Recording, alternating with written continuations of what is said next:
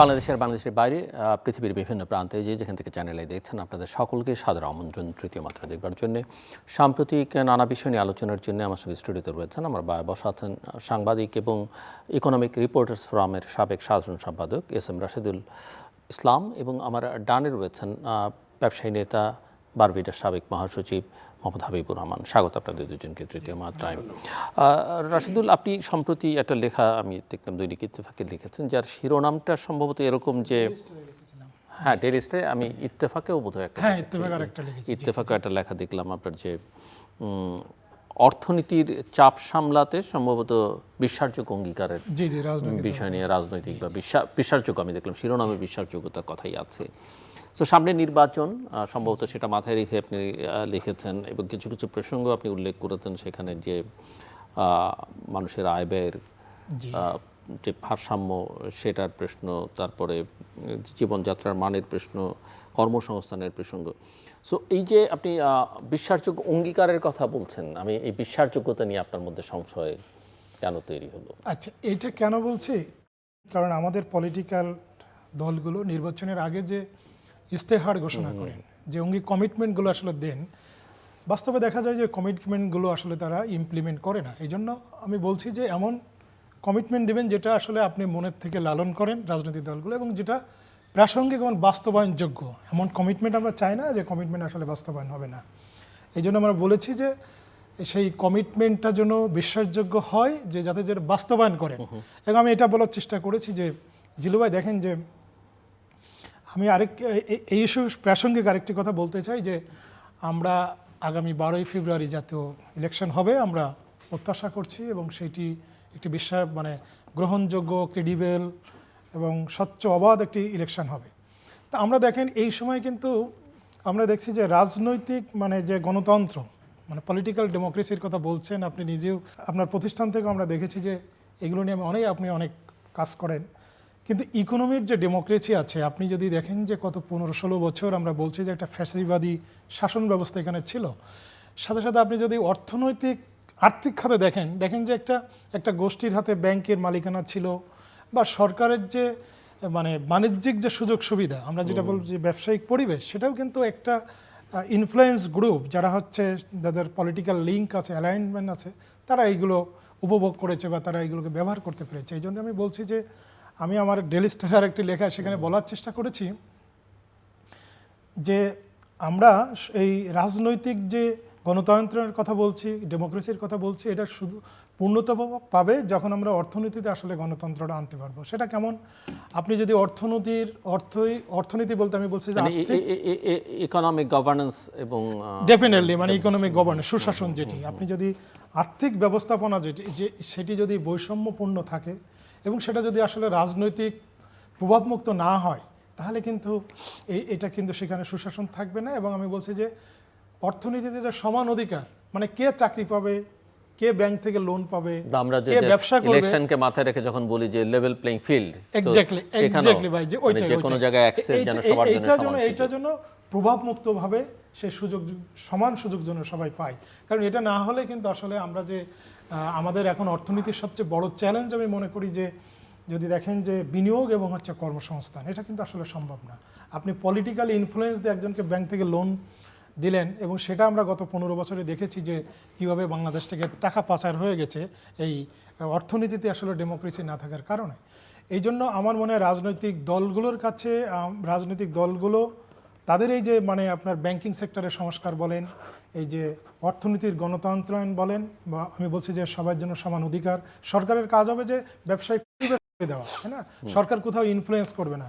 এই জিনিসগুলোকে আমি বলছি যে অঙ্গীকার করতে হবে, সরকারের রাজনৈতিক ইস্তেহার একেবারে অঙ্গীকার করতে হবে, এবং এগুলোর জন্য আমরা যারা গণমাধ্যমে কাজ করি, আপনার মতো যারা দেশের খুব ইনফ্লুয়েন্সিয়াল বুদ্ধিজীবী, বা যারা আমি বলছি যে নাগরিক সমস্ত বটে, এবং আমাদের সাধারণ জনগণ, আমাদের এইগুলো নিয়ে আসলে কিন্তু দাবি উঠাতে হবে। শুধু ওই রাজনৈতিক দলগুলোর স্লোগানে আমরা আমোদিত হয়ে ভোট দিয়ে দেবো, আমি বলছি যে শুধু ভোটাধিকারই কিন্তু আসলে অর্থনীতির মূল গণতন্ত্র না। এখানে ওই রাজনৈতিক গণতন্ত্র শুধু পলিটিক্যাল ইকোনমি, আপনার আলোচনার ধরনটা যেটা, সেখানে পলিটিক্যাল কমিটমেন্টটা খুব জরুরি, এবং আপনার কথা এটাও বোঝা যাচ্ছে যে এক ধরনের বিশ্বাসযোগ্যতা সংকটও আছে আমাদের রাজনৈতিক ডেফিনেটলি আছে, নেতৃত্বের ক্ষেত্রে, ডেফিনেটলি আছে। দলগুলোর আমরা ক্ষেত্রে। অতীতে দেখেছি, এই জন্য আমি এটি বিশ্বাসযোগ্য অঙ্গীকারের কথা বলেছি। সো ইতিমধ্যে আমরা কিছু কিছু রাজনৈতিক দলের বিএনপি সহ কিছু কিছু অঙ্গীকার আমরা দেখেছি যেগুলো ইকোনমির সঙ্গে একেবারে তাদের ক্লোজলি রিলেটেড। 31 দফা যেটা দিয়েছে। 31 দফার বাইরে এই যে এখন ফ্যামিলি কার্ড, এটা সেটা নানা কিছু স্বাস্থ্যসেবা নিয়ে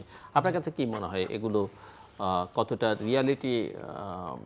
নিশ্চয়ই আপনি খেয়াল করেছেন। আমার কাছে মনে হয় বাস্তবসম্মত কতখানি? এটা তো একবারে সম্ভব না, কিন্তু এগুলোকে তারা যদি একটা মানে টাইম ফ্রেম করে যদি করতে চায় সেটা সম্ভব। এবং আসলে কি অঙ্গীকারটা জিল্লু ভাই, আপনি মানে আপনি একটু আগেই একটা বিষয় বলছিলেন যে মানে আপনার ওই যে নিয়ত যদি ঠিক থাকে তাহলে এটা সম্ভব। এবং এর জন্য পলিটিক্যাল উইল, যেটাকে আমরা পলিটিক্যাল রাজনৈতিক সদিচ্ছা। এবং জি, সেটা যদি থাকে সেটা সম্ভব। এবং এর জন্য আমাদের কিন্তু একটি ভালো নির্বাচন করতে হবে, মানে করতে হবে। দ্যাট মিনস আমি বলছি যে আপনি যদি ভালো নির্বাচন করতে ব্যর্থ হন তাহলে কিন্তু শক্তিশালী সরকার আমরা পাবো না। আর এইগুলো আসলে এইগুলো করার জন্য শক্তিশালী একটি সরকার দরকার। ভালো নির্বাচন মানে কি আপনার চোখে? ভালো নির্বাচন ডেফিনেটলি আমি একেবারে বলতে চাই যে আমি দেশের একজন নাগরিক, আমি না, একেবারে প্রান্তিক পর্যায়ের একজন মানুষ, সমাজের একেবারে প্রান্তিক পর্যায়ের একজন মানুষ, উনি যেন ভয়হীন পরিবেশে ওনার পছন্দের প্রার্থীকে ভোট দিতে পারে। আপনি শুধু ভোটের কেন্দ্রটাকেই হচ্ছে আপনি সুন্দর রাখলেন সেটা না। একটা মানুষ, গ্রামের একটা মানুষ 1 কিলোমিটার দূর থেকে গিয়ে ভোটের কেন্দ্রে যাবে, এই যে 1 কিলোমিটার দূর থেকে যে যাবে রাস্তাতেও কিন্তু কেউ বাধা দিতে পারে। হ্যাঁ, আমি বলছি একটা ভয়হীন পরিবেশে যেন একজন ভোটার তার পছন্দের প্রার্থীকে ভোট দিতে পারে। যদি এটা হয় তাহলে আমি বলবো যে আগামীতে একটা শক্তিশালী সরকার গঠিত হবে। এবং আমি যে অর্থনীতির গণতন্ত্রের কথা বলছি তাহলে সেগুলো তখনই আসলে বাস্তবায়ন করা সম্ভব হবে। দুর্বল সরকার দিয়ে সেটি সম্ভব নয়। বলছেন মিস্টার হাবিবুর রহমান। ধন্যবাদ। যেটা ওই প্রসঙ্গে বলি, প্রথম টেকসই অর্থনীতি, যেটা মানে উনি তো সাংবাদিকের চোখে দেখছেন, আপনি তো আমি ব্যবসায়ীর চোখে বলি। উনি যেভাবে শুরু করলেন সেভাবে বিষয়টা মানে আরেকটু ভিতরে গিয়ে আমি বলি, যেমন দুর্নীতি, এখানে মানে অর্থনীতির মধ্যে দুর্নীতি যেটা যেমন ব্যাংক লোনের ক্ষেত্রে যেটা স্বচ্ছতা, ব্যাংক লোন পাইতে গেলে পলিটিক্যাল প্রেশারটা একটা আছে, প্লাস গত সরকারের আমলে যেগুলো বারবার করে আমরা বলার চেষ্টা করছি, আমরা ব্যবসায়ীরাই বলছি, আবার আমরাও তেল মারছি, তেলের রাজনীতি থেকে বেরোতে পারি নাই, আমরা তেল মারতে গিয়ে অনেকে অনেক কিছু করছি। কিন্তু বিষয়টা হচ্ছে ওই লোন পাইতে গেলে পলিটিক্যাল প্রেশারটা একটা ছিলই, তার মধ্যে আরেকটা বিষয় ছিল, লোন পাইতে গেলে আপনাকে দুর্নীতির আশ্রয় নিতে হইতো। দ্যাট ইজ আপনি এখন 5% 10% দিয়ে টাকা দিয়ে আপনি লোনটা পাইতে হইতো। যেমন 1 কোটি টাকা যদি নেন 5 লাখ টাকা আপনাকে দিতে হবে সাপোজ। এখন এই 5 লাখ টাকা দিতে গিয়ে আপনি ব্যবসা কয় টাকা করবেন সেটা কিন্তু উনি বিবেচনা করতেছেন না, এটা কিন্তু কেউ না কেউ নিয়ে ফেলতেছে। বিশেষ করে সরকারি ব্যাংকগুলো, জনতা ব্যাংক যেগুলো ব্যাংক ছিল, ইদানিং প্রাইভেট ব্যাংকেও এই প্রবণতা শুরু হয়েছে। এই জায়গাগুলো থেকে আমাদেরকে অনেক দূরে সরে আসতে হবে। যে আমি আমার ওই পুরান কথা দিয়ে শুরু করি, রূপান্তর, যেটা আমরা যে রূপান্তরের আশায় আজকে মানে 5 আগস্টের পর যে রূপান্তর আশা করছিলাম তার তো কিছুই পাই নাই। ইনফ্যাক্ট ভবিষ্যতে যে পাবো জিল্লু ভাই, যেমন আমি 31 দফা দেখছি বিএনপির, ওখানে 17 নম্বর অথবা 18 নম্বর, আমি যদি ভুল করে না থাকি, 2টা কলাম আছে ব্যবসা বাণিজ্য নিয়ে। ওখানে আমি কিন্তু বিশদ কিছু দেখি নেই বিএনপির যেই ভবিষ্যৎ কর্মকাণ্ড।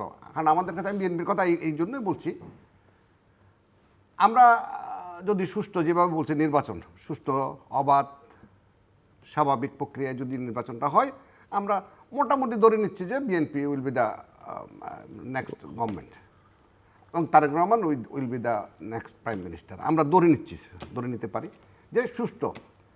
এখন প্রাসঙ্গিকভাবে বলতে হয়, আপনার কাছে আমার প্রশ্ন একটা আছে, কারণ আপনি তো এখনও পর্যন্ত নির্বাচন, আপনি সবচেয়ে বেশি নির্বাচন চান, কিন্তু নির্বাচনটা আপনি দেখেন না, বারবার করে আপনি যেই বর্ণনাটা দেন, যে ন্যারেটিভটা দাঁড় করান, চান যে নির্বাচনের যে প্রেক্ষাপট দরকার, সত্যিকার অর্থে পুলিশ স্টিল নট অ্যাক্টিভ। আপনি প্রশাসন এবং আমি চিরং চেম্বারের একটা ইলেকশন করতে গিয়ে দেখলাম যে যারা প্রশাসনিক দায়িত্বে আছেন, they are not that much efficient with this job. মানে আপনি একটা পর্যায় থেকে আরেকটা পর্যায়ে যখন রূপান্তর হয়, রূপান্তরের জন্য যেই সংযম দরকার, সেই সংযমটা এখনও পর্যন্ত আমাদের প্রশাসনিকভাবে আসে নাই। আপনি কেমনে সুষ্ঠু নির্বাচন করবেন? জাতীয় নির্বাচন হচ্ছে বিগ টার্ম। আপনি জাতীয় নির্বাচনের আগে এই যে আইন শৃঙ্খলা পরিস্থিতি যদি আপনি কন্ট্রোলে নিতে না পারেন, সুষ্ঠু নির্বাচন কোনোভাবে আশা করতে পারেন না। তার মধ্যে আপনি 2টা দল, যদি আমরা ধরে নিচ্ছি 2টা দল, আমরা একটা হচ্ছে বিএনপি আর একটা হচ্ছে জামাত, জামাত ইসলাম এবং তার সাথে যারা রিলেটেড। জামাতের 71 সালের অবস্থান, এর পরবর্তীতে আমরা যখন মানে আমরা যখন পড়ালেখা করতেছিলাম, আমি চিটংয়ের লোক, চিটং ইউনিভার্সিটিতে যখন পড়ালেখা করি, তখন একটা বিষয় ছিল যে জামাতকে দেখলে আমরা ভয় পেতাম, শিবিরের ছেলেকে দেখলে। ওই অবস্থা থেকে এখন পর্যন্ত কতটুকু উত্তরণ হয়েছে আমরা কিন্তু জানি না। সুতরাং হঠাৎ করে বাংলাদেশের এই নির্বাচনকে ঘিরে, আগে ছিল বৃহত্তর দল আওয়ামী লীগ এবং বিএনপি, মারামারি যতটুকু হয়েছে দুইটাই অতটুকু, বাট এখন মারামারি না, এখন মেরে ফেলার যে সংস্কৃতি শুরু হবে, যদি এরকম কোনো কিছু সংখ্যার মধ্যে থাকে, তাহলে নির্বাচন কেমনে হবে? আপনার কাছে আমার আবারও প্রশ্ন, আপনার শ্রোতে আপনাকে প্রশ্ন করে রেখে গেলাম, আপনি কি নির্বাচনটা এখনও দেখেন কি না? আমি যেটা বলি, আজকে দিন পর্যন্ত আমরা যতটুকু বাইরের সবার সাথে কথা বলে যতটুকু বুঝি, সবাই বলে যে না, নির্বাচন যেমনি করে ফেলবেন উনি, হি ইজ কমিটেড, উনি হচ্ছেন পৃথিবীর বিখ্যাত মানুষ, পৃথিবীর সবাই ওনাকে পছন্দ করে, পৃথিবীর চোখে উনি কোনোভাবে খারাপ হবেন না, মানে আমাদের ডক্টর ইউনূস সাহেবের কথা বলছেন। উনি একটা বিউটিফুল ইলেকশন দিয়ে যাবেন, যে কোনো ওনার মেকানিজম বোঝার কারো ক্ষমতা নাই, আমাদের কারো ক্ষমতা নাই আর কি। আমরা সবাই বেকুব, আমরা ধরতে চাই আমরা বেকুব, উনি একটা ভালো নির্বাচন করুক। আমি নিজেকে বেকুব ভাবতেই চাই যে একটা ভালো নির্বাচন হোক। কিন্তু আপনার সাথে আমি ছোট্ট করে বলি, আমি আজকের প্রেক্ষাপটে আমি একটু দেখি, কিন্তু আপনি কতটুকু দেখেন আমি জানি না। তো বিষয়টা হচ্ছে অর্থনীতির জায়গাটাতে যাই আমরা, যে অর্থনীতি যে মূল জায়গাটা, ব্যাংকিং সেক্টর, যেটা ব্যাংকিং সেক্টর তো গত বছর আসলে ধ্বংস করা হয়েছে। উন্নয়নের প্রকল্পগুলো, যেসব প্রকল্পগুলো, এগুলো কী পরিমাণ কত টাকায় করা হয়েছে সেটা নিয়ে আমাদের অনেক ভাবনার বিষয় আছে। আবার নতুন করে ভাবুন, যেমন আমি চিটংয়ের কথা বলি, চিটংয়ে ওনার সাথে বলছিলাম, আনোয়ারাতে যে আমাদের টানেল হয়েছে, এই টানেলের এখনও দরকার ছিল না। টানেলের ওই টাকাটা দিয়ে 5,000 কোটি টাকা, ওটার উপযোগিতা এরকম নাই, ওইটার উপযোগিতা এখন পর্যন্ত হয়নি। ওইটা দিয়ে যদি আপনি 6 লেন করে দিতেন, অথবা ডেডিকেটেড চিটগং টু ঢাকা যদি একটা ডেডিকেটেড হাইওয়ে করা যায়, এটা তাহলে 2.5 ঘন্টার মধ্যে যাওয়া যাবে। ডেডিকেটেড করতে হবে, ইট শুড বি। আমরা সেদিকে মনোযোগ দিই নেই। সবচেয়ে ব্যবসা বাণিজ্যের ক্ষেত্রে সবচেয়ে দুর্ভাগ্যজনক কি বিষয় জানেন জিল্লু ভাই? আমরা যারা উদ্যোক্তা হয়েছি নিজের উদ্যোগে, আমরা যারা আমাদের বয়স যেটা, দ্যাট ইজ 90 সালে যারা ব্যবসা করছে, এরপরে দেখেন আপনি, মানে ধনী লোকের ছেলেরা ছাড়া নতুন করে কোনো এন্টারপ্রেনার জন্ম হয়নি। কিন্তু আপনি 90-এর পরে কিন্তু বাংলাদেশে কোনো সেই অর্থে অমুক গার্মেন্টসের মালিক, আমরা যেমন সবগুলো 90-এর আগে, কিন্তু 90 সালের পরে কিন্তু এন্টারপ্রেনার বাংলাদেশে নতুন করে কোনো উদ্যোক্তার জন্ম হয়নি। এবং উদ্যোক্তা জন্মানোর যে প্রক্রিয়াটা, সেই প্রক্রিয়া অনেক বেশি, আপনি অর্থনীতির ভাষায় যদি বলেন, যতটুকু ফোকাস দেওয়া দরকার। কারণ আপনি লোন নেবেন, লোন নেওয়ার সময় ঘুষ দিতে হবে, ঘুষ দেওয়ার পর আপনি আবার যখন প্রজেক্ট করতে যাবেন সেখানেও ঘুষ দিতে হবে। ইম্পোর্ট করার সময় কতক্ষণ ডলার থাকবে, কতক্ষণ ডলার থাকবে না, এত সংকটের মধ্যে তো আপনি নতুন করে এন্টারপ্রেনার আপনি দেখেন, সত্যিকার তো 90 সালের পরে কোনো, কিন্তু আমরা যেটা বলি তথাকথিত ধনী লোক বলি, বাংলাদেশের ধনী লোকের সবগুলো কিন্তু 90 সালের আগের ধনী লোক। নতুন করে আপনি অমুকের ছেলে বড় লোক হয়েছে ধনী, সেটা কিন্তু অমুকের ছেলে, কোনো নতুন করে কোনো প্রজন্ম, এই জায়গাগুলোকে আমাদেরকে অনেক বেশি কনসেন্ট্রেট করতে হবে। নতুন প্রজন্মকে, যারা জেনজি বলেন, এই জেনজি শুধু মিছিল মিটিং করবে, মপ করবে, এটার জন্য জেনজির দরকার নেই। জেনজিকে একদম উপযুক্ত জায়গায়, ব্যবসা বাণিজ্যের ক্ষেত্রে, উদ্যোক্তা গ্রহণের ক্ষেত্রে ওদেরকে কাজে লাগাতে হবে। আমাদেরকে সেই জায়গায় অর্থনীতিতে ফোকাস করতে হবে। সো রাশিদ ইসলাম, আমি একটু আপনার কাছ থেকে বুঝতে চাই, আপনি যদিও বলছিলেন যে বিশ্বাসযোগ্য অঙ্গীকার এবং কি ধাপে ধাপে কি করবে সেগুলো একটু বোঝার জন্য, খালি এটা বললেই হলো না যে আমি এটা করবো, কীভাবে করবে সেটাও আপনি বুঝতে চাইছেন। কিন্তু আমি যদি আপনার কাছ থেকে বুঝতে চাই যে আপনি একজন সাংবাদিক হিসেবে, বাংলাদেশের ইকোনমিক গভর্নেন্স তো একটা বড় অর্থে কথা, কি প্রবলেমস কি আসলে, মানে মূল সংকট কোথায় কোথায় দেখেন যেটা আসলে অ্যাড্রেস করা দরকার, এবং যেটা নিয়ে আপনি আসলে প্র্যাগমেটিক এক ধরনের কমিটমেন্ট পলিটিক্যাল পার্টিগুলোর কাছ থেকে আশা করেন, কোর এরিয়াস কি যেটা অ্যাড্রেস করা দরকার? জিল্লু ভাই, আপনার প্রশ্নের উত্তরটি প্রথমে যেটি আমার বলবো, আপনার কাছে মনে হতে পারে আপনি এটা কেন বলছেন, আমাদের অর্থনীতিতে যে সমস্যাগুলো রয়েছে এগুলোকে যদি আসলে আমরা এখন উত্তরণ করতে চাই, প্রথমে দরকার একটা বিশ্বাসযোগ্য অংশগ্রহণগুলো নির্বাচন। কারণ এটা ছাড়া কিন্তু এটার উত্তরণ সম্ভব না। আপনি যদি বিনিয়োগের প্রসঙ্গ, যেটা আমরা বলছি যে আগের সরকারের সময় এবং এই সরকারের সময় আমরা যেটা দেখছি যে বিনিয়োগে কিন্তু আসলে কোনো রকম আমরা ওইভাবে কোনো ভালো কিছু দেখতে পাই নাই। তো বিনিয়োগটা আসলে, আপনি যদি রাজনৈতিক স্থিতিশীলতা না থাকে, আপনি যদি আস্থার জায়গাটা বা শঙ্কার জায়গা থেকে থাকে একজন ব্যবসায়ী ভাই ভালো বলতে পারবেন যে একজন বিনিয়োগকারীর কাছে, তাহলে তো আসলে নতুন বিনিয়োগ আসবে না বা এন্টারপ্রেনারশিপ হবে না। এখন এই বিনিয়োগের যে আস্থা, এটা যদি আপনার কিভাবে সম্ভব? একমাত্র একটা ভালো ইলেকশন দিয়ে সম্ভব, আর অন্যভাবে সম্ভব না। এই মুহূর্তে আমরা দেখছি যে আমাদের এই আপনি বলার সময় আমি একটা জিনিস দেখছিলাম, এই মুহূর্তে সাউথ এশিয়ার সবচেয়ে ইনফ্লেশন বেশি হচ্ছে বাংলাদেশে। ইনফ্লেশন তো প্রতিদিনের আপনাকে যেমন মানে ইয়ে করে, আপনার চেয়ে হয়তো একেবারে প্রান্তিক একজন মানুষ, প্রান্তিক মানুষ, তাকে আরও বেশি প্রভাবিত করে প্রতিদিন, তাই না, ইনফ্লেশন। এবং আমরা খুব চমৎকার, আপনি যদি শ্রীলঙ্কার কথা দেখেন, শ্রীলঙ্কা কিন্তু একসময় আপনি জানেন যে 40-এর উপরে ইনফ্লেশন হয়ে গেছিলো, পাকিস্তানে 20-এর উপরে হয়ে গেছিলো। এখন কিন্তু পাকিস্তান, শ্রীলঙ্কা আমাদের থেকে কমে গেছে ইনফ্লেশন। এবং শ্রীলঙ্কার ইন্টারেস্টিং আমার যেটা মনে হয়, শ্রীলঙ্কায় ইনফ্লেশন কমার বড় কারণ ওই জায়গায় একটা রাজনৈতিক স্থিতিশীলতা এসেছে, তাদের ওই যে শঙ্কার জায়গা দূর হয়েছে। তো এটা আসলে আমার কাছে মনে হয় এখন রাজনৈতিক স্থিতিশীলতা, এবং আমরা যেটি বলছি যে একটা সামাজিক অস্থিরতা। আমি আপনার মতো ওই যে মানে আমি বলছি যে ওই যে মফ বা এটা বলবো না, কিন্তু সমাজে কোথাও কোথাও এক ধরনের অস্থিরতা রয়ে গেছে, এবং আইন শৃঙ্খলা পরিস্থিতির আপনার অবশ্যই উন্নতি করতে হবে। এবং এটা করতে পারলেই, আপনি একজন ব্যবসায়ীর সঙ্গে কথা বললেই উনি বলবে, দেখবেন যে আইন শৃঙ্খলা পরিস্থিতির উন্নতির কথা বলবে, এই যে নির্বাচনের কথা বলবে, এইগুলো আমাদেরকে ইমিডিয়েটলি করতে হবে। এবং আমি জিলু ভাই আবারও বলবো যে আমি দেশের একজন মানুষ হিসাবে মানে এবং দেশপ্রেমের জায়গা থেকে যে আগামীতে একটা বিশ্বাসযোগ্য এবং অংশগ্রহণমূলক নির্বাচন হতে হবে। ভাই যে প্রশ্নটি আপনাকে করেছিল ওটা একটু আমি রিলেভেন্ট করতে চাই। আমি ব্যক্তিগতভাবে দেখি যে একটি ইলেকশন হবে, সেই ইলেকশনটা কতটুকু ভালো হবে এটা শুধু সরকারকে একা আমার মনে হয়, কিন্তু আপনি কিন্তু বলছেন যে ভালো নির্বাচন আপনি চান, এবং না, আপনি এইটা আমি এটাও অবশ্যই বলছেন চাই। যে ভালো নির্বাচন ছাড়া স্টেবল গভর্নমেন্ট। এইটা আমি বলছি যে শুধু এটা আমরা সরকার একাকে মানে একা সরকারের উপর দায় দিব এমন না। আমি বলবো যে আমাদের যারা রাজনৈতিক দলগুলো আছে এখন, যারা অ্যাক্টিভ রাজনৈতিক দল, বিএনপি বলেন, জামাত ইসলাম বলেন বা এনসিপি অন্যান্য রাজনীতি, তাদেরই কিন্তু এখানে ভূমিকা আছে। কারণ বাংলাদেশে আপনার হচ্ছে মাত্র 1 লাখ আর্মি দিয়ে বা হচ্ছে কয়েক লাখ পুলিশ দিয়ে আপনি যে খুব সুন্দর ইলেকশন করবেন, আমি আপনার শুরুতে যেটি বলছিলাম যে আপনার 1 কিলোমিটার দূর থেকে গ্রামে একজন মানুষ হচ্ছে ভোট দিতে যাবে, সে তো রাস্তায় হচ্ছে প্রতিবন্ধকতা সৃষ্টি হতে পারে তার, তাই না? এই জন্য বলছি যে আসলে রাজনৈতিক দলগুলোকে কিন্তু ইতিবাচক মানসিকতা এবং আসলে তারা এখানে অ্যাক্টিভ রোল প্লে করতে হবে, এটা ছাড়া ভালো ইলেকশন সম্ভব না।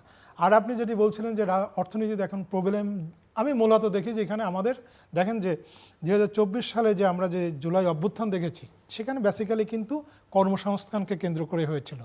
জব ক্রিয়েশন আমি মনে করি বাংলাদেশের সবচেয়ে বড় প্রবলেম। আপনি যদি জব ক্রিয়েশন করতে পারেন তাহলে বাংলাদেশে যে আমি বলছি যে সামাজিক অস্থিরতা, আর আপনি যদি বলেন যে প্রথম আলো পত্রিকা অফিসে বা ডেলি স্টার পত্রিকা অফিসে হামলা করেছিল, সত্যিকার অর্থে আমরা যদি মানে কর্মসংস্থান তৈরি করতে পারি তাহলে আমরা এইগুলো দেখব না। আমি ব্যক্তিগতভাবে বিশ্বাস করি, এবং এই কর্মসংস্থান তৈরি করতে হবে। এবং আমি খুব অবাক হই, আমি ইকোনমিক্সের ছাত্র, দীর্ঘদিন অর্থনৈতিক সাংবাদিকতা করেছি। আমার কাছে মনে হয় আপনি যদি সারা পৃথিবীর পলিটিক্সটা দেখেন, ইভেন আপনি যদি ওই সংযুক্ত আরব আমিরাত যেখানে কখনো ইলেকশন হয় না, আমারও মনে হয় ওই দেশের শাসকদের তাদের যে পলিসি সে পলিসির অগ্রভাগে থাকে অর্থনীতি তারা শক্ত করবে। আমাদের দেশে যারা রাজনীতি করেন আমার কাছে মনে হয় অর্থনীতিকে তারা প্রায় মানে একেবারে অগ্রভাগে রাখতে চান না। বিএনপি যেটা বলার চেষ্টা করছে, বিএনপির বেশ কিছু নেতৃবৃন্দ বা গুরুত্বপূর্ণ ব্যক্তিবর্গ আমার অনুষ্ঠানে এসে বলছেন যে তারা এখন ওই পলিটিক্সটাই চান, পলিসি ডিবেট হোক, পলিসি ইস্যুস নিয়ে কাজ করতে চান। You believe that? আমি বিএনপির আমি বিশ্বাস করতে চাই এই কারণে 24-এর যে গণ অভ্যুত্থান আমরা দেখেছি, রাজনৈতিক দলগুলো যদি অর্থনীতিকে পাশ কাটিয়ে শুধু ওই ন্যারেটিভ তৈরি করার বা আরেকজনকে গালিগালাজ করা বা কীভাবে আছে মাস্তানি স্টাইলে পলিটিক্স করা, এইটাকে যদি লালন করে, আমি মনে করি যে আগামীতে যে দলই করবে তারা মানে ক্ষমতায় এসে তাদের দেশ পরিচালনার ক্ষেত্রে কঠিন হবে। কারণ যাদেরকে বলছি তরুণরা, আমি একজন সংবাদকর্মী হিসেবে আমার মধ্যে একটা আদর্শ থাকতো, কিন্তু আমি ব্যক্তিগতভাবে মনে করি যে এই রাজনীতিকে আর প্রশ্রয় দেওয়া ঠিক হবে না। আপনি যদি অর্থনীতি নিয়ে পলিটিক্স না করেন, আপনি যদি কর্মসংস্থান তৈরি করার সেই পলিসি সেই পরিবেশ তৈরি করতে না পারেন, তাহলে আপনি কেন দেশে রাজনীতি করবেন? শুধু মাস্তানি করা বা মাফিয়াতন্ত্র, মানে আমরা যেটা দেখেছি গত 15 বছরে দেখেছি যে গালিগালাজ করা, করা, আমরা এইগুলো দেখতে চাই না। এবং এইগুলো বিএনপি যদি সত্যিকার অর্থে এগুলো করতে ব্যর্থ হয়, বিএনপি কিন্তু প্রবলেমে পড়বে। এবং আমি বিশ্বাস করি বিএনপির নিশ্চয়ই সেই বোধোদয় হয়েছে, এবং বিএনপির যিনি এই মুহূর্তে চেয়ারম্যান তারেক রহমান, ওনার সাম্প্রতিক যে বক্তব্য আমার কাছে ম্যাসিউড মনে হয়েছে, এবং উনি সেই পলিটিক্সটা করতে চাচ্ছেন। এখন আগামী দিনে দেখা যাবে, কিন্তু তার আগে আমি আবারও বলি একটি শক্তিশালী ভালো ইলেকশন আমরা দেখতে চাই, যার মাধ্যমে একটা শক্তিশালী রাজনৈতিক মানে শক্তিশালী সরকার গঠিত হবে। প্রতিনিধিত্বশীল সরকার, হ্যাঁ, রাজনৈতিক সরকার হবে সরকার। যারা এগুলো অ্যাড্রেস করতে পারবে। মেশাক রহমান। যেটা বলছিলেন উনি যে শ্রীলঙ্কার কথা বলছিলেন, যে শ্রীলঙ্কা হঠাৎ করে মানে অনেকগুলো চেঞ্জ আসছে, এটা আসলে শ্রীলঙ্কা আমি শ্রীলঙ্কায় খুব শীঘ্রই গেলাম। আমরা যখন রাত্রে ঢুকতেছি তখনই দেখি সব স্ট্রিট লাইটগুলো বন্ধ। আমরা প্রজেক্ট ড্রাইভারকে জিজ্ঞেস করলাম স্ট্রিট লাইট বন্ধ কেন, বললাম আমরা কিচ্ছুতা সাধন করতেছি। তাদের বাসায় তারা বললো আর কি যে আমরা একটু এনার্জি সেভ করার জন্য এই কাজটা করতেছি। আপনি যদি সেম জিনিসটা বাংলাদেশে করেন, যদি করেন, আপনি পারবেন না। আমরা সেভাবে আমরা প্রথম চিৎকার শুরু করে দিব বাঙালি, আমরা আমরা জাতিগতভাবে আমি খারাপ। আমরা সেই জায়গা থেকে প্রথম হচ্ছে নিজে ভালো হইতে হবে। ওখানে প্রত্যেকটা লোক রাতে 2টার সময় আপনি মানে লাল বাতি জ্বলছে, ড্রাইভার গিয়ে দাঁড়ায় গেছে, এক পর্যায়ে বলে কেউ তো নাই, আমি ইচ্ছা করে বলছি শব্দটা, বলে যে this is I have to maintain. তারা এই জায়গাটাতে মেনটেন করতেছে। বাংলাদেশ এমন একটা দেশ, বাংলাদেশের শুধু 2টা জায়গায় সিগন্যাল বাতি আছে, হাত দিয়ে ট্রাফিক কন্ট্রোল হয়। এটা কোন দেশ? আমরা কোন দেশে বাস করি? এই জায়গাগুলো উত্তরণ করতে হবে রে ভাই। মানে আপনি অর্থনৈতিক উন্নয়নের সাথে সাথে আপনার এই মোরালিটিটা আপনার যদি ডেভেলপ না করে, আপনি উই ক্যানট সার্ভাইভ। আমরা আলটিমেটলি পিছিয়ে যাব।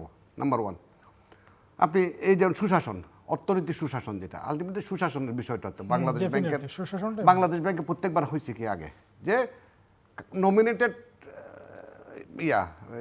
ওখানকার গভর্নর যিনি, উনি নমিনেটেড বাই সরকার। আমরা এবার চিটংয়ে বিএনপির পক্ষ থেকে একটা বাণিজ্য সংলাপ চিটং একটা হয়েছে, আমির খসরু মাহমুদ সাহেব ওরা ছিলেন, আমরা সুযোগ পাইছি। তা ওখানে কিছু জায়গায় বলছি যে অর্থনীতিকে চাঙ্গা করার জন্য মূল ফোকাস তো অর্থনীতি ছাড়া তো রাজনীতি আসলে কোনোভাবেই এগোনো যাবে না। আমরা সেই জায়গাতে বলছি, যেমন আমরা ট্রেড বডিগুলোতে বলছি, আমি ওই বক্তৃতায় বলছি, আমাদের আরেকজন বলছিল, খুব সুন্দর করে বলছিলেন উনি, যে আপনি ব্যবসায়ীকে নেতা বানান, আপনি আপনার দলের কোনো লোকরে যদি ফেডারেশনের নেতা বানান, চেম্বারগুলোর নেতা বানান, তাহলে দেশ কিন্তু পিছিয়ে যাবে। অর্থনীতির জায়গাটা চালাইতে হবে মানে ব্যবসায়ীদেরকে দিয়ে। আপনি যদি আপনার দলের লোকরে দিয়ে অর্থনীতি চালাইতে যান, এখন আমাদের দেশের প্রবলেমটা কোথায় হয়েছে জানেন? ওই আগে যেরকম কিছু লোক ছিল যারা তেল মারতে মারতে মারতে মারতে টায়ার্ড বানিয়ে ফেলছে। আপনি যদি যতক্ষণ আপনি যে কিছুক্ষণ আগে বলতেছিলেন যে তারেক রহমানের যে বডি ল্যাঙ্গুয়েজ বা যেই অবস্থান দেখতেছেন, ইনফ্যাক্ট এভরিথিং, বাচনভঙ্গি, উচ্চারণ, শব্দচয়ন, সব কিছু, উই আর প্লিজড। আমরা নাগরিক হিসেবে মনে করতেছি ওকে ফাইন, কিন্তু ওই তেলবাজদের থেকে দূরে থাকতে হবে। আমরা ওনার কাছে আশা করি যে আপনি যারা তেল মারবেন, এবং উনি চেষ্টা করতেছেন, যদ্দূর দেখলাম যে নদীন বলতেছিলেন কি বলবেন না, মাননীয় বলবেন না, এটা ভালো লক্ষণ। কিন্তু যে যতটুকু 31 দফায় আমি পড়লাম পুরোটা, পরে ওই 2টা শুধু প্যারাগ্রাফ আছে যে ব্যবসা বাণিজ্য নিয়ে, ওই জায়গাটাতে আরেকটু ফোকাস করতে হবে। অর্থনীতি চাঙ্গা করতে না পারলে দেশ আসলে কোনোভাবে যাবে না। আপনি আপনার বক্তব্য বললেন কর্মসংস্থান যদি সত্যিকার অর্থে করতে হয়, আপনাকে ওই বিনিয়োগের সঙ্গে সম্পর্ক, এফডিআই যদি আপনার কাভার না করে, এবং আমরা যারা উদ্যোক্তা, ইভেন ডোমেস্টিক ইনভেস্টমেন্ট, আমি ওই জায়গাতে একদম সবচেয়ে দুঃখজনক হচ্ছে আমরা যারা উদ্যোক্তা, যারা ইন্ডাস্ট্রিদের মধ্যে একটা বিউটিফুল প্রবণতা হয়, একটা ইন্ডাস্ট্রি করলে তখন আরেকটা করতে ইচ্ছে করে, আরেকটা, মানে আপনি যদি একটু ভালো থাকেন, ব্যবসা বাণিজ্য যদি লোনটা যদি আপনি প্রপারলি পান, ব্যাংক সাপোর্টটা যদি পান, তাহলে কিন্তু আরেকটা ফ্যাক্টরি করতে ইচ্ছা করে। এটা আমাদের ব্যবসায়ীদের স্বভাব চরিত। কিন্তু এই মুহূর্তে কোনো ব্যবসায়ী আমি গত 1 বছরের মধ্যে কাউকে কোনো প্ল্যান করতে দেখি নেই। কারণ যেটা আছে, যেমন বিকেএমই যারা মানে তুলা নিয়ে যে সংকটে আছে, আপনি এই সংকটের মধ্যে নতুন করে ফ্যাক্টরি কেমনে করবেন? গার্মেন্টসগুলো নতুন করে আপনি গার্মেন্টস কেমনে করবেন? আপনি লিড টাইম যেটা বলি, আমরা বন্দরকে এখনও পর্যন্ত সেইভাবে ডেভেলপ করতে পারি নাই। আমরা বলি যে ভিয়েতনাম নাকি আমাদের থেকে 2 দিন আগায় আছে, দ্যাট ইজ টোটাল ওদের কর্মকাণ্ডে, সেবাতে আমাদের থেকে 2 দিন, তাহলে আমি 2 দিন পিছিয়ে আছি।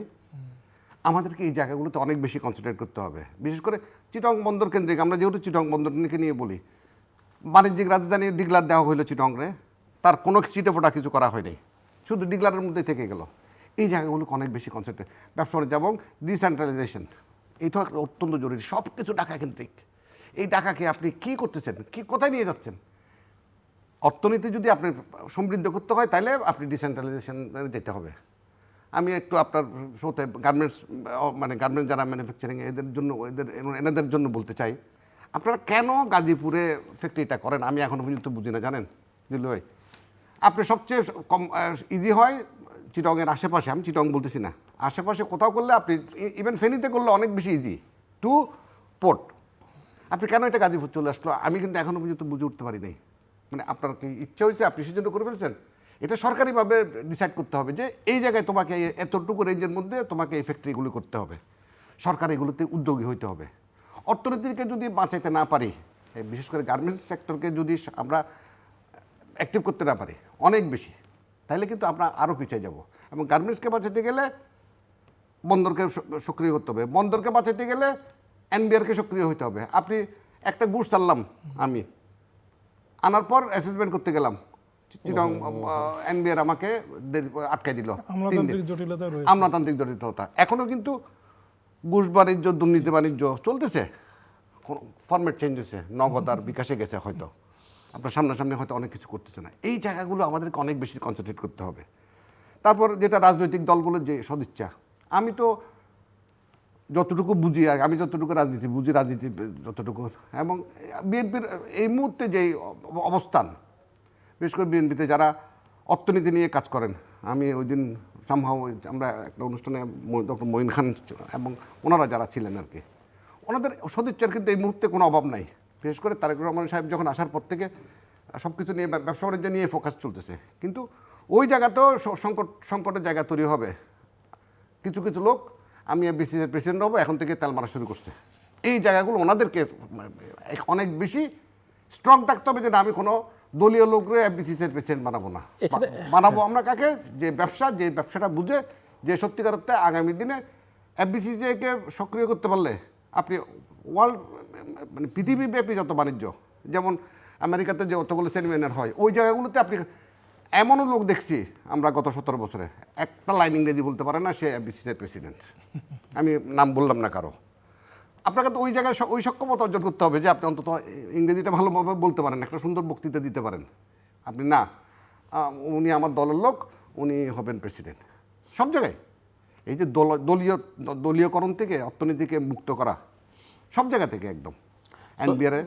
এখানে আমি একটু রাশিদুল ইসলাম একটু আপনার কাছ থেকে তো বুঝতে চাই যে এই যে আকাঙ্ক্ষা, অঙ্গীকার সবই গুরুত্বপূর্ণ, কিন্তু ব্যক্তিও গুরুত্বপূর্ণ, কোন জায়গায় কে দায়িত্ব পালন করছে। অন্যান্য দেশে এটা অনেক সময় বোঝা যায় যে এই সরকার, এরা ক্ষমতায় গেলে এদের ফাইন্যান্স মিনিস্টার কে হবে, কমার্স মিনিস্টার কে হবে, ফরেন মিনিস্টার কে হবে, বাংলাদেশ ব্যাংকের মতো বা সেন্ট্রাল ব্যাংকের গভর্নর কে হবে, এরকম কোনো সাধারণ ধারণা কি আছে? বা এটা কতখানি আসলে গুরুত্বপূর্ণ, নাকি পলিসিটাই আসলে গুরুত্বপূর্ণ, ব্যক্তি ম্যাটার করে না? না, ব্যক্তি তো অবশ্যই ম্যাটার করে, এবং আমি মনে করি যে উনি তারেক রহমান সাহেবের কথা বলছিলেন, যদি আগামীতে বিএনপি ক্ষমতায় আসে, নিশ্চয়ই তারেক রহমান সাহেবকে বিশেষ করে আর্থিক সেক্টরে চুজ করতে হবে মেধাবী, একই সাথে দক্ষ মানুষকে। হ্যাঁ, আপনার পলিটিক্যাল আইডিওলজির লোক অনেক আছে, তার পলিটিক্যাল আইডিওলজি বিলং করে এরকম অনেক লোকই আছে। সেটা যদি না করতে পারি তাহলে কিন্তু আমাদের অর্থনীতির যে অবস্থা এই মুহূর্তে, একটা চ্যালেঞ্জিং অবস্থা, এটাকে কিন্তু আসলে আমরা একটা প্রাণ চাঞ্চল্যতা তৈরি করা সেই জায়গায় নিয়ে আসতে পারবো না। দেখুন, আমার কাছে যেটা আমি মনে হয়েছে, আমাদের বাংলাদেশ ব্যাংকের যিনি বর্তমান গভর্নর, আপনি যদি এই সরকারের যারা আছে অ্যাডভাইজার সহ, আমি যা সবার প্রতি শ্রদ্ধা রেখে বলতে চাই যে ওনার পারফরমেন্সটা আমি কিন্তু ব্যক্তিগতভাবে হ্যাপি ওনার পারফরমেন্সে, কারণ উনি কিন্তু একজন দক্ষ লোক। আপনি ওনার প্রিভিয়াস যদি দেখেন, উনি দীর্ঘদিন IMF-এ ছিলেন প্রায় 30 বছর, এবং ওনাকে আমি দীর্ঘদিন চিনি আর কি। আপনার এরকম যদি মেধাবী এবং দক্ষ, এবং একই সাথে আপনি যেটি বলছিলেন যে প্রভাবমুক্ত হয়ে কাজ করার পরিবেশটাও লাগবে, কিন্তু আপনি বাংলাদেশ ব্যাংকে যদি আপনি স্বাধীনভাবে কাজ করতে না দেন জিল্লু ভাই, তাহলে কিন্তু শুধু আপনি বাংলাদেশ ব্যাংক সহ অন্যান্য যেসব আর্থিক সেক্টরের নিয়ন্ত্রক সংস্থা তাদেরকে আপনি একেবারে স্বাধীনভাবে করে দেন এবং সেখানে মেধাবী দক্ষ মানুষ বসান, আমার মনে হয় এটা পরিবর্তন সম্ভব। জিল্লু ভাই, আমি একটা বিষয় বলতে চাই, বহু আগে আমি একজন রিপোর্টার হিসেবে, আমরা বিশ্বব্যাংকের একজন কান্ট্রি ডিরেক্টর যিনি বাংলাদেশে দীর্ঘদিন কাজ করেছেন, আমরা তার ওই যে তারা মাঝে মাঝে প্রোগ্রাম করতে জার্নালিস্টদের নিয়ে, কোনো একটা রাতের বেলায় কোনো একটা তাদের একটা ইভেন্টে আমরা জিজ্ঞেস করেছিলাম যে বাংলাদেশের এই বিশেষ করে ব্যাংকিং সেক্টর ভালো হওয়া সম্ভব কীভাবে। উনি একটি চমৎকার কথা বলেছিলেন আমাদেরকে, বলেন যে শুধুমাত্র গুড গভর্নেন্স, এই শব্দটাই উনি বলেছিলেন, এটা দেন আপনার বাংলাদেশ, আপনি যে ব্যাংকিং সেক্টরের কথা বলছেন সব ঠিক হয়ে যাবে। আসলেই তাই, আপনি যদি আপনার ব্যাংকের বোর্ডে যদি মানে একেবারে যারা পিওর ব্যবসায়ী বা যারা আসলে বসার যোগ্য, পলিটিক্যাল এই মানে মতাদর্শের বাইরে গিয়ে, আপনি যদি রাজনৈতিক প্রভাবমুক্ত অবস্থার বাইরে গিয়ে যদি আপনি মানে ব্যাংকগুলোর বোর্ড করেন, নিশ্চয়ই সে ব্যাংক ভালো চলবে। আপনি বাংলাদেশ ব্যাংকে যদি স্বাধীন করে দেন, মানে একেবারে তার মতো করে সে পলিসি করতে পারবে। আমার মনে হয় এইটা খুব জরুরি। এবং আগামীতে আমরা গত এই সরকারের পুরো সময় কিন্তু নতুন বন্দোবস্তের একটি শব্দ শুনেছি। আমার মনে হয় অ্যাটলিস্ট এই সময় আমরা হয়তো নতুন বন্দোবস্ত ভাবে কার্যত ওইভাবে দেখতে পাই নাই, কিন্তু আগামী ইলেকশনের পরে আমরা সত্যিকার অর্থে একটা নতুন বন্দোবস্তের দিকে যাব। আর আমি ব্যক্তিগতভাবে বিশ্বাস করি যদি আপনি আর্থিক সেক্টরে আসলে নতুন বন্দোবস্ত করতে পারেন, আমরা রাজনৈতিক অঙ্গনে যে বিশৃঙ্খলা দেখি বা খারাপ যে জিনিসগুলো দেখি এগুলো এমনিতেই চলে যাবে। আপনি আসলে কিন্তু রাজনৈতিক অঙ্গনে যত বিশৃঙ্খলা থাকবে আর্থিক খাতে বিশৃঙ্খলা ততটুকু হবে না। মানে কি আগে ঘোড়া আগে না গরু আগে? না, আমি মনে করি যে আপনার অর্থনীতিকে ঠিক করতে হবে, তাছাড়া আসলে এটা আপনি কোনোভাবেই ঠিক করতে পারবেন না। আপনি অর্থনীতিটা ঠিক করেন, তাহলে দেখবেন যে আপনি এই যে তেলবাজ লোকের সংখ্যাও কমে যাবে। হ্যাঁ, এই অর্থনীতিকে আমরা ঠিক করতে পারি না বলে আমাদের আর্থিক খাতে, ব্যাংকিং খাতে নানা রকমের রিফর্মসের কথা আমি শুনেছি। তো রিফর্মস যেটুকু হয়েছে সেটুকু আপনি কি মনে করেন এবং সেটা কতখানি সাস্টেইনেবল? রিফর্মস শোনেন, এই সরকার কিন্তু একটা জিনিস কিন্তু বেশ কিছু সাস্টেইনেবল কি না সেটা, হ্যাঁ সাস্টেইনেবল রিফর্মসের উদ্যোগ নিয়েছিল, সেগুলো আসলে ওই অর্থে কার্যকর করতে পারি না ট্রুলি। তবে বাংলাদেশ ব্যাংকের যিনি গভর্নর, ওনার কথা এই জন্য বলছিলাম, ওনার নেতৃত্বে কিছু রিফর্মস কিন্তু হয়েছে আমি বলবো, এবং উনি কিছু ভালো উদ্যোগ নিয়েছে। এখন এইগুলোকে কিন্তু কন্টিনিউ করতে হবে। আপনি যেমন উনি ওই যে 5টা যে ব্যাংক আপনি জানেন যে একটা হ্যাঁ হ্যাঁ, এবং সেখানে কিন্তু একটা হোপ তৈরি হয়েছে। আমি বলছি যে এইগুলোকে যদি আগামী সরকার এসে কন্টিনিউ না করে তাহলে কিন্তু আগে সে লোনের ক্ষেত্রে তো করলো, লোনের ক্ষেত্রে যাদের ব্যাড লোন ছিল তাদেরকে একটা সুযোগ দিয়েছেন উনি। এবং এখন কিন্তু আপনি ব্যবসায়ী ভালো বলতে পারবেন যে এখন এলসির জন্য দৌড়াদৌড়ি করা লাগে না, আগে কি অবস্থা ছিল আমরা জানি। এই যে উদ্যোগগুলো এগুলোকে কিন্তু কন্টিনিউ করতে হবে। আমি মনে করি আরো জোরদার করতে হবে, হ্যাঁ আরো জোরদার করতে হবে। এবং আমি যেগুলো আবারও বলি যে জব ক্রিয়েশনটাকে যদি আমরা টার্গেট ধরি, যেমন আমি যদি বলি যে গত 15 বছরে আপনি দেখবেন অনেক বড় বড় প্রজেক্ট ইমপ্লিমেন্ট হয়েছে, পদ্মা সেতু, বা আপনি যদি বলেন যে মেট্রো রেল, নিশ্চয়ই এগুলো ভালো। উনি একটি প্রজেক্টের কথা বলছিলেন, আমি একজন সংবাদকর্মী হিসেবে জানি ওই প্রজেক্টের আসলে উপযোগিতা নাই। হয়তো কোনো একজন প্রভাবশালী মন্ত্রী ওই পারে ওনার বাসা, তাই না, বাড়ি, একজন মন্ত্রী, যার জন্য ওই প্রজেক্টটা নেওয়া হয়েছে। এইরকম যাতে না করে, আমি বলছি যে জব ড্রাইভেন যে প্রজেক্ট এইসব যদি সরকার নেওয়ার চিন্তা করে, এবং আমি বলছি যে ব্যবসায়িক পরিবেশটাকে আরো কিভাবে সুন্দর করা যায়, দ্যাট মিনস আপনি যেমন পোর্টের কথা বলছিলেন, পোর্টটাকে আরো কিভাবে ভাইব্রেন্ট করা যায়, বা এই যে আমরা যে আমলাতন্ত্রের কথা বলি এনবিআর, আমরা তো জানি এনবিআর এর কর্মকর্তারা আসলেই এই একজন ব্যবসায়ীকে একদিনের জায়গায় 5 দিন ঘোরায় কিছু টাকা নেওয়ার জন্য। এটা একটা ট্রুলি আমরা সংবাদকর্মী হিসেবে আমরা দেখে আমি জানি এইগুলো, আমি দীর্ঘদিন এই এনবিআর রিলেটেড কাজ করেছি, দীর্ঘদিন রিপোর্টিং করেছি। এই জায়গাগুলো তো উত্তরণ করতেই হবে। এখন নতুন বন্দোবস্তটা কি, আপনি যদি এটাই করতে পারেন তাহলে তো নতুন বন্দোবস্ত এইটা। আর আমি আবারও আপনাকে বলতে চাই যে বাংলাদেশে যারা পলিটিশিয়ান তাদের মুখে জিলুবা আপনি অনেক মানুষের সাথে বেশি কথা বলার সুযোগ হয়েছে, তো আমরা আপনার জুনিয়র হিসেবে, আমরা সংবাদপত্র হিসেবে আমি দেখেছি যে মানে ওই পলিটিক্যাল লোকজনের মধ্যে এই শুধু পলিটিক্যাল কথাবার্তা, রাজনীতি এই অর্থনীতি নিয়ে খুব বেশি কথাবার্তা নাই। আমি মনে করি এইগুলোকে আমরা সবাই এইগুলোর নিয়ে একটু মানে ভূমিকা রাখার দরকার। রাজনৈতিক দলগুলোকে এক ধরনের প্রেসার ক্রিয়েট করা। এই জায়গায় আরেকটা প্রশ্ন আপনাকে করে আমি সাহেবুর রহমানের কাছে, যে এখানে গণমাধ্যমের আসলে ভূমিকাটা কি হওয়া উচিত? এই যে আপনার যে আকাঙ্ক্ষা, হ্যাঁ আপনি বলতে পারেন যে আমি তো লিখেছি, অনেকেই লেখেন, আমি যদি বলি গণমাধ্যম অ্যাজ এ হোল আসলে কি রোল প্লে করা উচিত এই জায়গায়? আপনি এখনো দেখেন আমরা যারা ইকোনমিক রিপোর্টটা আমি যদি বলি, আপনি যদি টিভি চ্যানেলের 40 মিনিটের একটা মানে একদম প্রিমিয়াম টাইম যেটা, প্রিমিয়ার টাইম যেটা, সেই সময় 40 মিনিটের 50 মিনিটের একটি খবর যদি দেখবেন যে এই ইকোনমি রিলেটেড একটা খবর একদম লাস্টে 30 মিনিটের পরে যাচ্ছে। আমি মনে করি এই জায়গায় ফোকাস দিতে হবে। এই জায়গায় ফোকাস দেওয়া ছাড়া আপনি যেটি বলছিলেন যে কোনটি আগে, রাজনীতি না অর্থনীতি, আপনি অর্থনীতিটাকে ঠিক করেন না, দেখবেন এই যে রাস্তায় ক্যাওয়াজ করার লোক আপনি পাবেন না। এটা আমি ব্যক্তিগতভাবে বিশ্বাস করি।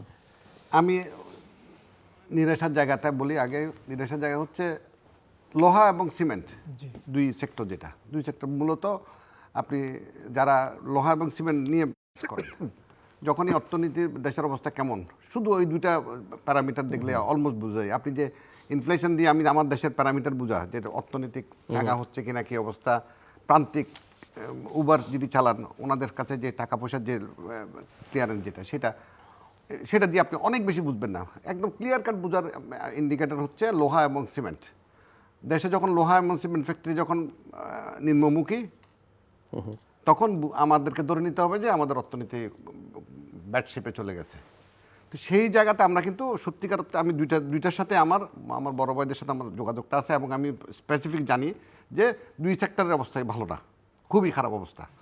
তো এইভাবে তো অর্থনীতি চলতে পারে না, যেটা বলতেছিলেন যে অর্থনীতির যে অবস্থা আজকে, আপনি ইম্পোর্ট হচ্ছে না দেখে ডলার আছে, আপনার রিজার্ভ আছে, ইম্পোর্ট হচ্ছে না দেখে কিন্তু this is not the index. আপনি রিজার্ভ মানে this is not the index.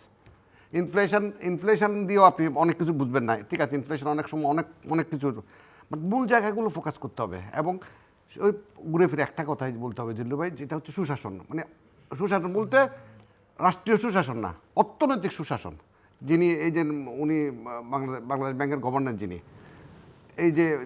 এই যে অ্যাপয়েন্টমেন্ট যেটা ছিল, এই টাইপের অ্যাপয়েন্টমেন্ট হইতে হবে, যে যিনি দক্ষ, যিনি সত্যিকার অর্থে, এখন শস্য যদি বুধ থাকে, যদি বাংলাদেশ ব্যাংকের গভর্নর যদি নিজে যদি দুর্নীতিবাজ হন, এবং আমাদের এই যে যতগুলো টুলস আছে বাংলাদেশে, যতগুলো যেমন দুদক, যত কিছু আছে, দুদককে যদি আমি সত্যিকার অর্থে ভয় পাই, আমি যদি সরকারি অফিসার হই, আমি কিন্তু ক্রাইমটা করতে অনেক বেশি মানে দুর্বল থাকবো।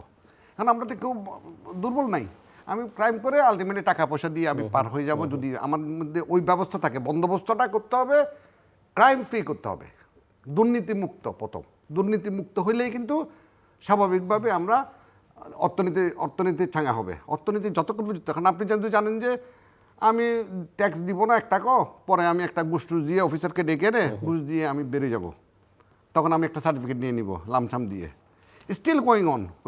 এইটা কিন্তু দুঃখজনক হচ্ছে এখনও। কেন এই ডিজিটাল যুগে এআই দেখতেছি আমরা, জেনজি, এইসব এত গল্পের মধ্যে আমরা এখনও কিন্তু দুর্নীতি আগের জায়গায় ঠিক আছে, দুর্নীতির জায়গায় দুর্নীতি আছে, ফরম্যাটটা চেঞ্জ হয়েছে।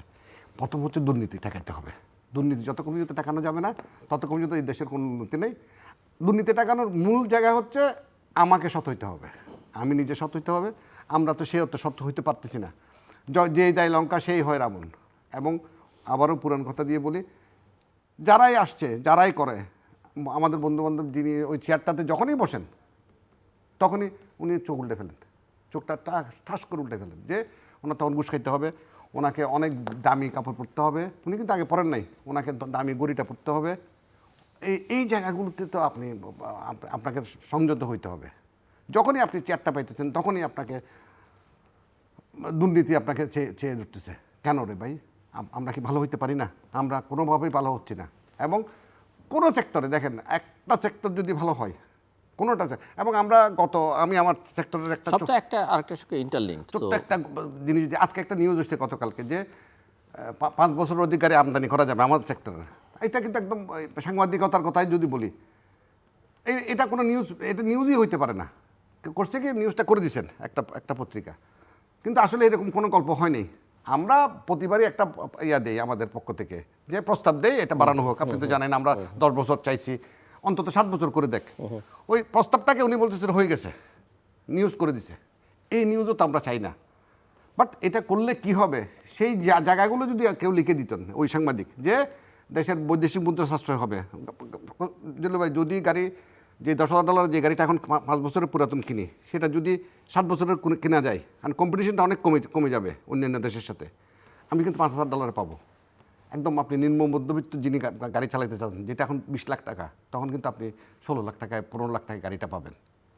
এবং দেশের বৈদেশিক মুদ্রা সাশ্রয় হবে। সবচেয়ে বড় কথা হচ্ছে অর্ধেক দামে পাচ্ছেন। তো এই জায়গাগুলো একটু খেয়াল করলেই করে দিবেন। কিন্তু আমলাতান্ত্রিক দরিদ্রতা, সোফার আমরা যদি বাণিজ্য মন্ত্রণালয়ে যারা আছেন, তারা শুনতেই চায় না যে পুরান গাড়ি আসতেছে। পুরান গাড়ি বাবারে, আমি এখনও তো বড় লোক হই নাই। আমরা সিঙ্গাপুর হয়ে গেছি, আমরা মালয়েশিয়া হয়ে গেছি, এই ফাঁকাফাঁকি তালে ওরাও আছে এখনও। আমরা তো কিছুই হয়নি এখনও বাবা, আমরা গরিব। আমাদেরকে গরিব হিসেবে আমাদেরকে পুরান গাড়িগুলো আনতে দাও।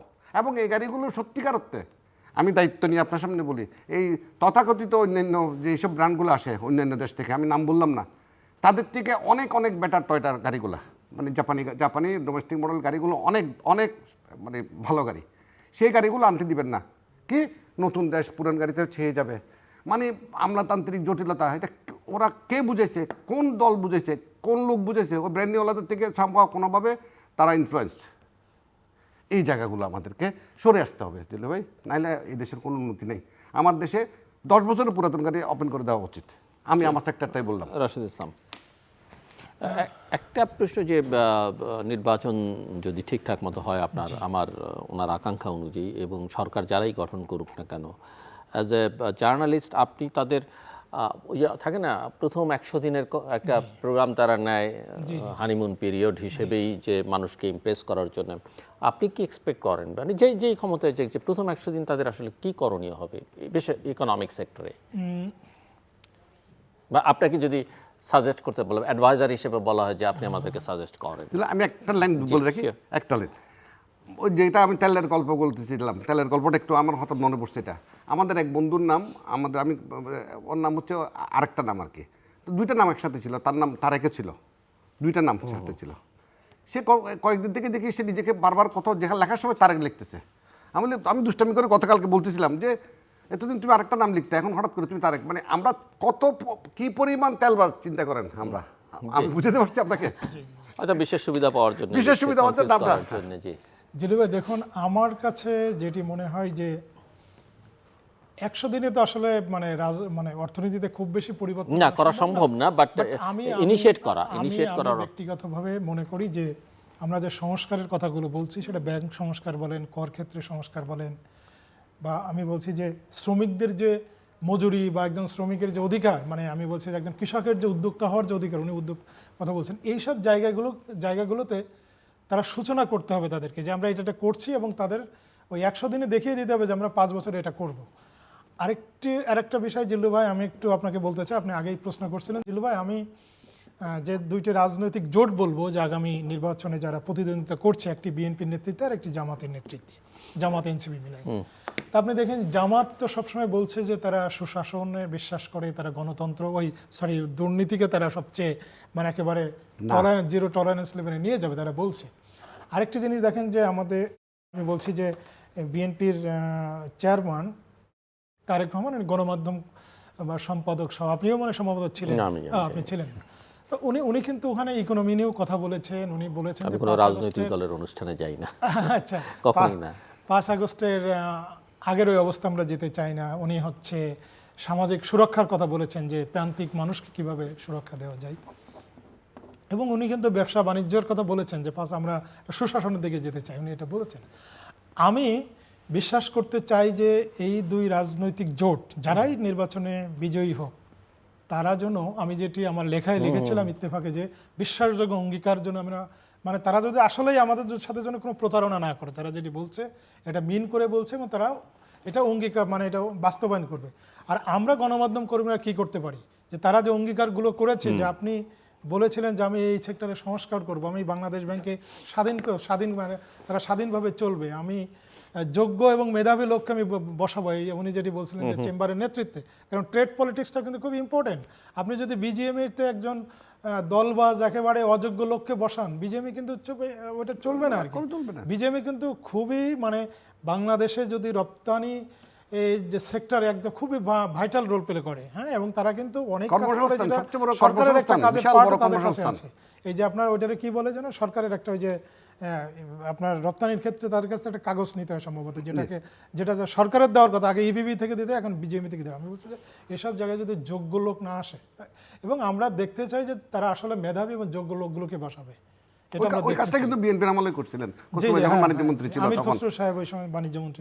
আমি ওই আপনার প্রথম আমরা যখন বলতেছিলাম সবকিছু, আমরা কিন্তু আমি যেটা একটু আমরা গণমাধ্যম কর্মীরা আমরা প্রশ্ন করব যে আপনি তো এটা চেয়েছিলেন, এটা করতে পারলেন না, আমরা প্রেসার ক্রিয়েট করতে হবে আমাদের সেই জায়গায় কাজ করতে হবে, প্রশ্ন করার অভ্যাসটা আমরা আজকে যেটা দেখছি না। আপনি যদি হচ্ছে একটা কমিটমেন্ট করে সেটা বাস্তবায়ন না করেন, আপনি বলছেন যে আমি ফ্যামিলি কার্ড দেবো, সেটা যদি আপনি বাস্তবায়ন না করতে পারেন, সেটা তো প্রশ্ন করতে হবে রাজনৈতিক দলকে। ওই শেষ ওইভাবে বলি আমি যে ইন্নামাল আমালু বিন্নিয়াত, আপনি বলতেছিলেন অবশ্যই কর্মের ফল নিয়তের উপর নির্ভরশীল। ওনাদের নিয়তটা কি আমরা প্রথম বুঝতে হবে। নিয়ত যদি আসলে পরিষ্কার থাকে, আলটিমেটলি এটা সফলতা আসবে। এবং এরপরে আমাদের আসলে এরপরে হারলে বাংলাদেশ হেরে যাবে, যেটা বারবার করে বলি আর কি। যদি এবার রাজনৈতিক সরকার আসে, তারা যদি কোনোভাবে ফেল করে, বাংলাদেশের ক্ষতি হবে, বাংলাদেশ হারাই যাবে, বাংলাদেশের ক্ষতি হবে। আমরা বাংলাদেশের ক্ষতি হোক সেটা কোনোভাবেই চাই না। সেজন্য একটা সুষ্ঠু নির্বাচন চাই। যদিও আমরা এখন অনেক সংখ্যার মধ্যে আছি যে নির্বাচনটা, কারণ দৃশ্যমান হচ্ছে না কোনো কিছুই, যে নির্বাচনের একটা আমেজ থাকে না, ওই আমেজটা কোনোভাবেই আসতেছে না। এখনও আমাদের যারা ক্যান্ডিডেট তারা ওই রাস্তাঘাটে আছে কিছু, কিন্তু খুব একটা অ্যাক্টিভ না। ইলেকশন কমিশন ক্যাম্পেইন তো 22 তারিখ থেকে 22 তারিখ তো সব মিলাইয়া আমরা ওই নিয়তটা পরিষ্কার থাকলে আমরা যারাই আসেন, বিশেষ করে আমরা ধরে নিচ্ছি যদি সুষ্ঠু নির্বাচন হয় বিএনপি উইল বি দ্য ক্ষমতা আসবে। এবং আমাদের কাছে আসলে অনেক বেশি অপশনও নাই বাংলাদেশে এই মুহূর্তে। Tarique Rahman will be the prime minister, ওইটাই আমাদের কাছে অপশন। আমরা যারা ব্যবসা বাণিজ্য করে আমরা মনে করি যে ওইটাই বেস্ট অপশন। তো সেই জায়গায় ওনার নিয়তটা যদি পরিষ্কার থাকে আমরা মনে হয় ইনশাল্লাহ সার্ভাইভ করে যাব। তো আপনি প্রথম 100 দিনে কি দেখতে চান, কি প্রত্যাশা, মানে কি ধরনের ইনিশিয়েটিভ দেখতে চান? আমি ওনার একটা প্ল্যান, যেটা প্ল্যান করছেন, এবং উনি শুধু আমার কাছে ওনার কাছে আমার 100 দিনের কিছু না। 100 দিন প্রথম 100 দিন উনি দান্দাবাজ তেলবাজ ওদের থেকে মুক্ত থেকে যারা ওনার সম্বন্ধে ওনার কর্মকাণ্ড নিয়ে যারা সমালোচনা করবেন সেই লোকদের সাথে বেশি সময় কাটাবেন এই 100 দিন। তারপর ভালো রেজাল্ট হবে ইনশাল্লাহ। 100 দিন কোনো কিছু করতে হবে না, শুধু ওই যারা তেলবাজ যারা দান্দাবাজ ওদের থেকে দূরে থাকেন, শুধু আপনি সমালোচনা শুনেন কোথায় কোথায়। একটা সায়েন্টিফিক স্টাডি আছে যে কোনো মানুষের অভ্যাস বা যে কোনো স্বভাব কিছু বদলাতে হলে 66 ডেজ দরকার হয়। সো 66 দিন দরকার। 40 দিন আমাদের ক্ষেত্রে আমরা বলি 40 দিন, 66 দিন লাগে। স্টাডি বলে যে 66 দিন। তো 66 দিন হলে আপনি মানে 100 দিনের মধ্যে যদি তেলবাদ ইয়েদের থেকে মুক্ত থাকতে পারেন আপনি মনে করেন, আলহামদুলিল্লাহ সমালোচকদের কাছে টানে নেন, পরের 5 বছরের জন্য নিশ্চিত দেশটা ঠিকঠাক থাকবে। যেমন 66 দিন উনি যথার্থই বলছেন। আমরা মদিনাতে যখন ইয়াতে যাই 5 দিন মিনিমাম থাকতে হয়, মানে 40 ওয়াক্ত নামাজ পড়তে হয়, মানে দ্যাট ইজ 40 দিন হচ্ছে মিনিমাম আর কি। 40 দিন যদি থাকতে পারে তাহলেও অনেক কিছু। 100 দিন সেক্ষেত্রে 60 ডেজ বা 100 দিন যদি হয়ে যায় পারবেন উনি। সো রাশিদুল ইসলাম, ক্লোজিং রিমার্কস। ক্লোজিং রিমার্কসে আমি আবারও বলবো যে আগামীতে একটি খুবই ভালো ইলেকশন দেখতে চাই, যে ইলেকশনের মাধ্যমে একটি শক্তিশালী সরকার আসবে। এবং এই নির্বাচনটাকে আমি শুধু ওই যে নির্বাচন ঘিরে তো আমার অনেক প্রত্যাশা, সেই প্রত্যাশা শুধু রাষ্ট্র ক্ষমতা বদলের নয়, আমি আমার লেখায় লিখেছিলাম রাষ্ট্র পরিচালনার ধরনের বদল চাই। এটি আমার ক্লোজিং রিমার্ক। শুধু ক্ষমতার বদল যেন না হয়, রাষ্ট্র পরিচালনার ধরনের বদল হয়। আমি যেটি বলছিলাম যে অর্থনৈতিক যে গণতন্ত্র সেটা জন্য থাকে, নাহলে শুধু ওই যে আমরা ভোট দিব, ভোটের অধিকারটুকু হয়তো পাবো, কিন্তু আমি বলছি যে সাধারণ মানুষের যে সুফল গণতন্ত্রে, সে সুফলটি সাধারণ মানুষ পাবে। রূপান্তরের পথে হাঁটা বাংলাদেশ। হ্যাঁ, দর্শক, অনুষ্ঠানের শেষ প্রান্তে আমরা সামাজিক যোগাযোগ মাধ্যম ফেসবুক, এক্স এবং ইউটিউবে তৃতীয় মাত্রা লাইভ স্ট্রিম হচ্ছে, আপনারা দেখতে পারেন। টেলিভিশনের পর্দায় দেখতে না পারলে যে কোনো সময় যে কোনো স্থান থেকে ইউটিউবে তৃতীয় মাত্রা চ্যানেলটি সাবস্ক্রাইব করে এই পর্ব বা পুরো পর্বগুলো আপনারা দেখতে পারেন। মিস্টার হাবিবুর রহমান এবং মিস্টার এস এম রাশিদুল ইসলাম, অসংখ্য ধন্যবাদ এই আলোচনা অংশ নেবার জন্য। দর্শক, আমার এক অতিথি যিনি ডানে বসে ব্যবসায়ী নেতা, তিনি একটু নির্বাচন দেখতে পান, আর বাই যিনি আছেন সাংবাদিক, তিনি মনে করেন যে একটা ভালো নির্বাচন খুবই দরকার বাংলাদেশের জন্য। এবং ভালো নির্বাচনের একটা খুব গুরুত্বপূর্ণ ইস্যু উনি রেজ করেছেন যে মানুষ যেন নির্ভয়ে বাড়ি থেকে ভোট কেন্দ্রে যেতে পারে। এই যাবার পথে, এমনকি আমি আরেকটু যোগ করে বলি, ফিরেও যেন সে কোনো শঙ্কার মধ্যে না থাকে। এটা যদি নিশ্চিত করা যায় তাহলে বুঝতে হবে অ্যাটলিস্ট এক ধরনের ভালো নির্বাচন হয়েছে। অনেকগুলো প্রশ্ন তারা আলোচনা করেছেন। অর্থনীতি আগে না রাজনীতি আগে, দুটোই সমান্তরাল গতিতে চলতে হয়। তবে সাংবাদিক রাশিদুল ইসলাম বলছেন যে অর্থনীতিটা যদি ঠিকঠাক করা যায়, ফিক্স করা যায়, পলিটিক্সটা অটোমেটিক্যালি হয়ে যাবে। এবং সেখানে দুজনে ইকোনমিক গভর্নেন্সের, গুড গভর্নেন্সের ইস্যুটা বারবার টেনে এনেছেন। Access to finance, access to যে কোনো এমপ্লয়মেন্ট, সব জায়গায় মানুষের অধিকারটা যেন, সুযোগটা যেন সমান থাকে, যেটা আমরা রাজনীতির ক্ষেত্রে এখন রাজনৈতিক দলগুলো মাঝে মধ্যে অভিযোগ করছে যে লেভেল প্লেইং ফিল্ড নেই। এই লেভেল প্লেইং ফিল্ডটা আসলে সব জায়গায় নিশ্চিত করতে হবে। এবং পলিটিক্যাল উইলটা আসলে ইম্পর্ট্যান্ট। ইচ্ছাটা যদি থাকে, নিয়তটা যদি ঠিক হয়, তাহলে ভালো কিছু করবার একটা সম্ভাবনা থাকে। এবং যে কারণে ওনারা বলছেন, মিস্টার রাশিদুল ইসলাম বলছেন যে রাষ্ট্র পরিচালনার ধরনে একটা বড় বদল আনতে হবে। মিস্টার হাবিবুর রহমান আবার বলছিলেন যে 100 দিনেই তিনি কি দেখতে চান, তিনি দেখতে চান যে সরকার প্রধান এই যে চামচাদের থেকে দূরে থাকবেন, দুর্নীতিবাজ থেকে দূরে থাকবেন, সমালোচকদের কথা শুনবেন। এরকম একটা পরিবেশ তৈরি করতে পারলে একটা সম্ভাবনা তৈরি হতে পারে বাংলাদেশে। এবং এই জায়গায় ওনারা দুজনেই মনে করেন যে একটা স্টেবল গভর্নমেন্ট খুব দরকার, নির্বাচিত জনপ্রতিনিধিত্বশীল সরকার দরকার। সেটা নিশ্চিত করা গেলে দেশি বিদেশি বিনিয়োগ হবে, বিনিয়োগ হলে কর্মসংস্থান হবে, একটা আরেকটার সঙ্গে সম্পর্কিত।